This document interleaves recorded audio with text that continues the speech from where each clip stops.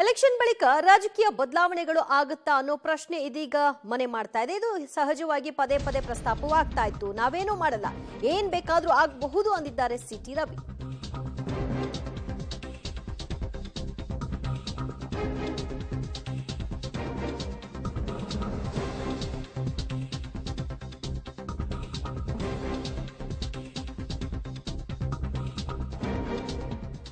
Election ಬಳಿಕ ರಾಜಕೀಯ ಬದಲಾವಣೆಗಳು ಆಗುತ್ತಾ ಅನ್ನೋ ಪ್ರಶ್ನೆಗೆ ಇಂಬು ಕೊಡುವಂತೆ ಸಿಟಿ ರವಿ ಅವರು ಮಾತನಾಡಿದ್ದಾರೆ. ನಾವೇನೂ ಮಾಡಬೇಕಾಗಿಲ್ಲ, ಏನ್ ಬೇಕಾದ್ರೂ ಆಗಬಹುದು, ರಾಜಕಾರಣ ನಿಂತ ನೀರಲ್ಲ ಅಂತ ಹೇಳಿದ್ದಾರೆ.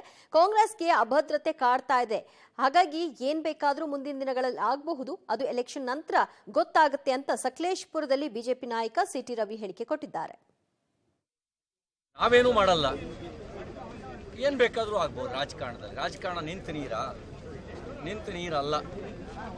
ಕಾಂಗ್ರೆಸ್ಸಿಗೆ ಅಭದ್ರತೆ ಕಾಡ್ತಾ ಇದೆ.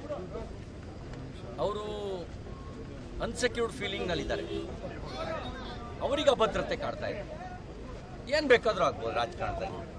ನಾವೇನೂ ಮಾಡಲ್ಲ, ಏನ್ ಬೇಕಾದ್ರೂ ಆಗ್ಬೋದು ರಾಜಕಾರಣದಲ್ಲಿ. ರಾಜಕಾರಣ ನಿಂತ ನೀರಲ್ಲ. ಕಾಂಗ್ರೆಸ್ಸಿಗೆ ಅಭದ್ರತೆ ಕಾಡ್ತಾ ಇದೆ. ಅವರು ಅನ್ಸೆಕ್ಯೂರ್ಡ್ ಫೀಲಿಂಗ್ ನಲ್ಲಿದ್ದಾರೆ. ಅವರಿಗೆ ಅಭದ್ರತೆ ಕಾಡ್ತಾ ಇದೆ. ಏನ್ ಬೇಕಾದ್ರೂ ಆಗ್ಬೋದು ರಾಜಕಾರಣದಲ್ಲಿ.